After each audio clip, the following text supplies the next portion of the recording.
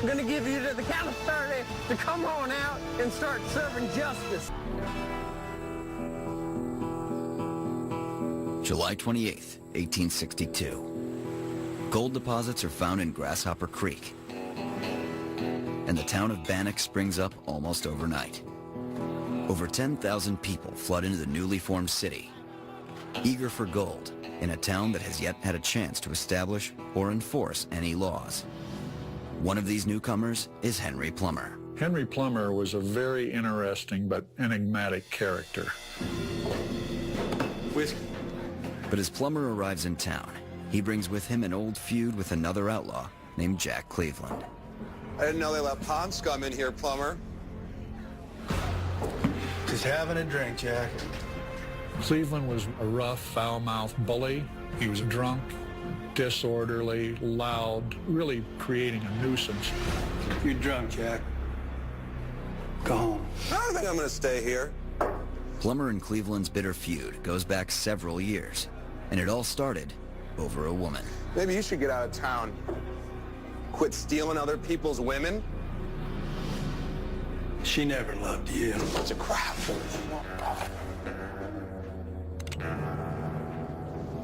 Oh, you're quiet now? You don't want to do this. You're the one with the gun pointed at him, Plummer. Put the gun away.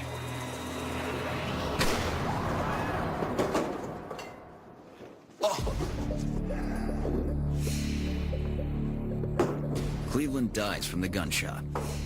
With no law officers in town to arrest him, Plummer simply goes back to his cabin.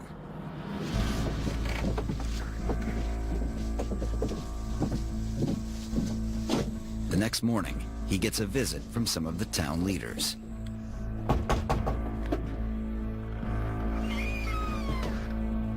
Mr. Plummer, people in town been talking. You got people's respect. They do. The townspeople were happy to be rid of Jack Cleveland. You'd make a damn fine sheriff here. You want me to be sheriff? Damn straight. Instead of hanging Plummer for murder, they amazingly want to make him the law of Banek. Shake on it. All right. Welcome aboard.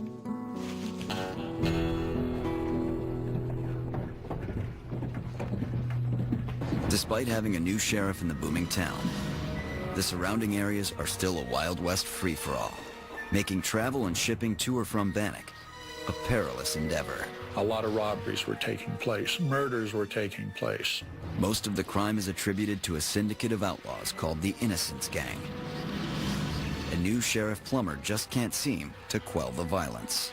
During the time, 103 people were killed. Many people were robbed. It was self-defense. The frightened and frustrated townspeople agree that Plummer is overmatched as sheriff, so they decide to take matters into their own hands. This town needs help. I moved my family out here for them to be safe. And the stagecoach gets robbed every time it comes into town. After all the robberies that had been occurring, they decided that they had a lot more work to do. If Plummer's not going to do it, we need to. Yeah. Bill? Yeah. Bill. So they signed a document pledging that they would uphold the laws of right. This group becomes known as the Montana Vigilantes, and they set out to rid Banek of the outlaw gang. Innocence gang! We got the house surrounded. All right, settle down, boys. Keep those hands up. Hands are up. Don't move. All right, no need to push. The Montana Vigilantes interrogate the outlaws they've captured to get information about the rest of the gang. Now, we already know you robbed that stagecoach last week. All I want to know is who's running your gang. Man, I told you ain't in no gang. You think I'm some kind of fool, don't you? How foolish you think I'm gonna feel when I put hot lead in your knee? We ain't in no gang, man. You gotta let us out of here. Uh-huh. No gang.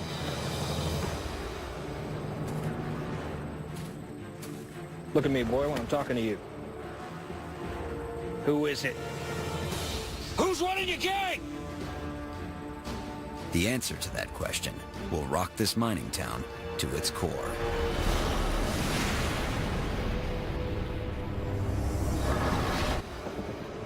Banek, Montana, 1862.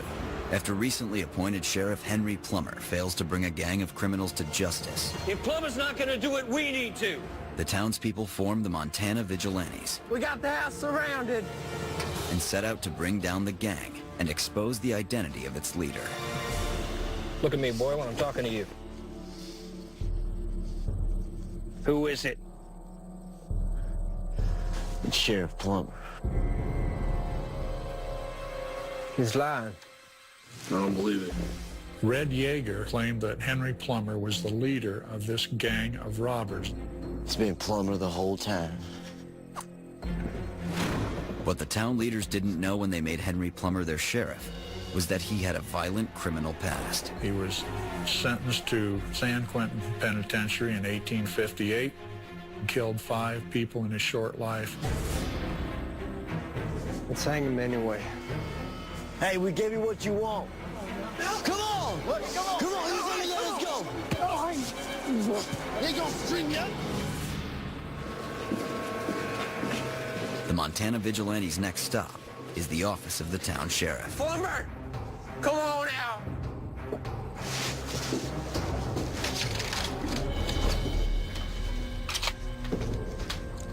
What you boys want? No, you're the one responsible for what's been going on. That's right. It's been you all along. We know it's you. You got it all wrong. No, you got it all wrong, mister. No funny business, Plumber. I'll put one right through your heart. They captured Henry Plummer and his 2 deputies. And on a cold evening, January 10th, 1864, they were marched up to the gallows up Hangman's Gulch here, and they were hanged. Plummer's gang is accused of more than 100 murders and robberies. The sheriff is hanged without trial, along with 21 others who are thought to be his road agents. He was not tried in a court of law. He was tried in secrecy by the vigilantes. So we'll never know the real truth. And the future isn't any brighter for the town Plummer was accused of betraying. Once all of its gold is gone, Banek becomes a ghost town, now preserved as a state park. Today, the Fairweather Inn offers guests an experience much like they would have had during the 1860s, minus the murdering town sheriff.